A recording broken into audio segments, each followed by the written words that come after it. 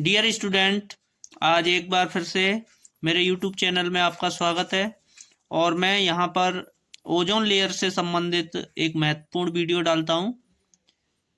जो ozone layer है उसका डिप्लीशन कैसे होता है, यानी ओजोन का जो क्षय होता है किस प्रकार से होता है, इसके संबंध में पूरी विस्तार से जानकारी लेते हैं। तो ओजोन इसका जो फॉर्मूला होता है O3 होता है।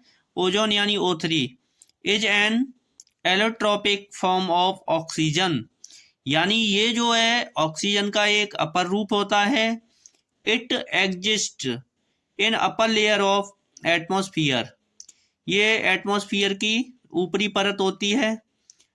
At varying height of about 15 kilometre to 40 kilometre, और ये 15 किलोमीटर से ऊपर यानी 40 किलोमीटर तक फैली हुई है।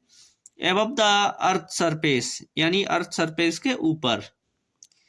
इट्स कंसंट्रेशन एट, यानी इसका जो सांद्रण है at about 30 kilometre height is about 8 ppm by volume, यानी 30 किलोमीटर ऊपर हाइट पर जाने पर इसकी जो सांद्रता होती है 8 ppm यानी पार्ट्स पर मिलियन होती है वॉल्यूम के अनुसार।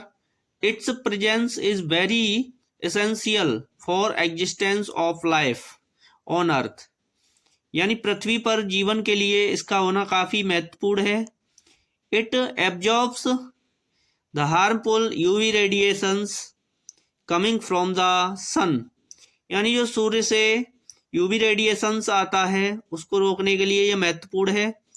एंड फॉर्मेशन ऑफ ओजोन, यानी ओजोन का फॉर्मेशन यानी निर्माण कैसे होता है। The ozone is formed when the oxygen gas absorbed by the UV light,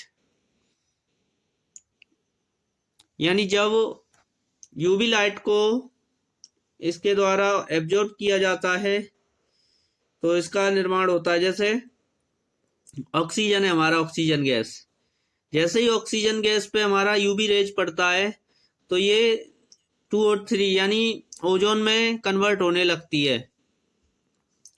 अब बात करते हैं causes of depletion of ozone layer, यानी ओजोन लेयर का क्षय कैसे होता है। द CFCs यानी carbon fluorocarbons release from different sources such as given below, यानी जो कार्बन फ्लोरोकार्बन होती है वो जो है सबसे ज़्यादा घातक होती है इस लेयर के लिए। और इसका जो है जो निर्माण होता है किस प्रकार से होता है। Number 1, supersonic aircrafts, refrigerator and aerosols, air conditioners, cleaning forms, ये सब CFCs के निर्माण के लिए उत्तरदायी हैं। अब इसके बाद बात करते हैं name of CFCs and chemical formula, यानी जो कार्बन फ्लोरोकार्बन्स होते हैं ये भी कई प्रकार के होते हैं। जैसे कि हम देख पा रहे हैं, सबसे पहला है फ्रेओन 11, यानी इसको संक्षेप में R11 भी कह सकते हैं। इसका जो केमिकल फॉर्मूला होता है वो है CCl3F, यानी CCl3F हमारा फ्रेओन 11 का फॉर्मूला है। नेक्स्ट सेकंड फॉर्मूला है इसका फ्रेओन 12।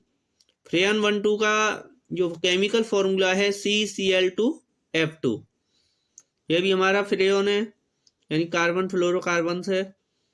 नेक्स्ट है थर्ड फ्रेओन 22 CHClF2, ये इसका फॉर्मूला है। और नेक्स्ट है हमारा फ्रेओन 113, इसको संक्षेप में R13 कह सकते हैं। और इसका जो केमिकल फॉर्मूला होता है वो है हमारा CCl2F CClF2, या इसको हम लिख सकते हैं C2Cl3F3, यानी दोनों फॉर्मूला में से हम कोई सा भी एक फॉर्मूला इसके लिए यूज कर सकते हैं। अच्छा, तो मैं ये कहना चाहूँगा अब यहाँ से आगे जो भी कुछ मैं पढ़ाऊँगा उसको बिल्कुल भी नज़रअंदाज नहीं करना है और अच्छी तरह से क्लास लिया करो, तथा अच्छे तरह से समझा करो। और जो लोग इस चैनल पे नए हैं तो वो कृपया चैनल को सब्सक्राइब करें और मेरी इस जो शिक्षा संबंधी जो आगे बढ़ने का प्रयास है उसमें महत्वपूर्ण योगदान दें। मेरी सभी बच्चों से यही गुजारिश है। Thank you.